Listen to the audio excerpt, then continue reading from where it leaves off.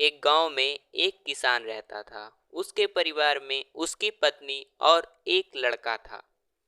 कुछ सालों के बाद पत्नी की मृत्यु हो गई। उस समय लड़के की उम्र 10 साल की थी। किसान ने दूसरी शादी कर ली और उस दूसरी पत्नी से भी एक किसान को पुत्र प्राप्त हुआ। कुछ समय बाद किसान की दूसरी पत्नी की भी मृत्यु हो गई। किसान का बड़ा बेटा जो पहली पत्नी से प्राप्त हुआ था, जब शादी के योग्य हुआ तब किसान ने बड़े बेटे की शादी कर दी। फिर किसान को भी कुछ समय बाद मृत्यु हो गई। किसान का छोटा बेटा जो दूसरी पत्नी से प्राप्त हुआ था और पहली पत्नी से प्राप्त बड़ा बेटा दोनों साथ साथ रहते थे। कुछ समय बाद किसान के छोटे लड़के की तबीयत खराब रहने लगी। बड़े भाई ने आसपास के वैद्य से इलाज करवाया पर कोई राहत ना मिली।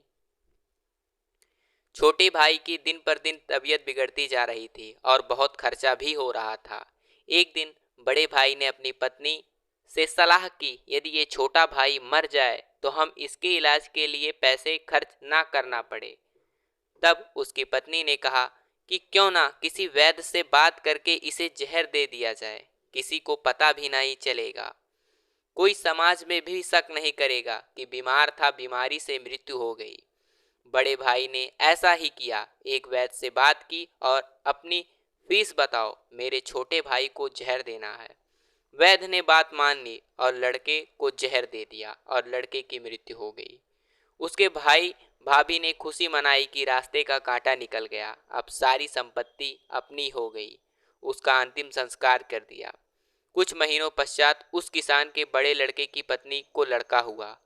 उस पत्नी ने खूब खुशी मनाई, बड़े ही लाड प्यार से लड़के की परवरिश की। समय के साथ लड़का जवान हो गया।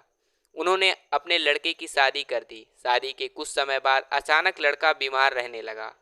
माँ बाप ने उसके इलाज के लिए बहुत से वैद्यों से इलाज करवाया। जिसने जितना पैसा मांगा सबको दिया कि लड़का ठीक हो जाए। अपने लड़के के इलाज में अपनी आधी संपत्ति तक भी बेच दी। लड़का बीमारी के कारण मरने की कगार पर आ गया था। शरीर इतना ज्यादा कमजोर हो गया था कि अस्थि पंजर शेष रह गए थे। एक दिन लड़के को चारपाई पर लेटा रखा था और उसका पिता साथ में बैठे थे और अपने पुत्र की ये दयनीय हालत देखकर दुखी होकर उसकी ओर देख रहे थे। तभी लड़का अपने पिता से बोला कि भाई, अपना सब हिसाब हो गया है, बस अब कफन और लकड़ी का हिसाब बाकी है, उसकी तैयारी कर लो। ये सुनकर उसके पिता ने सोचा कि शायद बीमारी के कारण लड़के का दिमाग भी काम नहीं कर रहा और बोला, बेटा मैं तेरा बाप हूँ, भाई नहीं। तब लड़का बोला, मैं आपका वही भाई हूँ जिससे आपने जहर खिलाकर मरवाया था।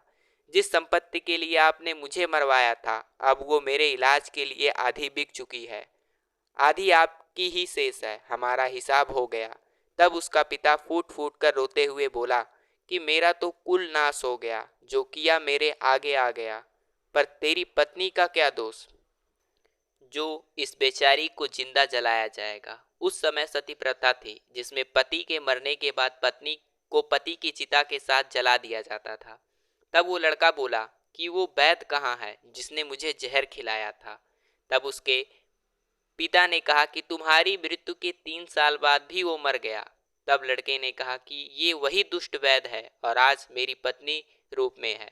मेरे मरने पर इसे जिंदा जलाया जाएगा। परमेश्वर कहते हैं कि कर्मों का लेखा यहीं भुगता जाता है, इसीलिए कोई भी बुरा काम करने से पहले 100 बार सोच लेना। तो दोस्तों, कैसी लगी हमारी छोटी सी कहानी?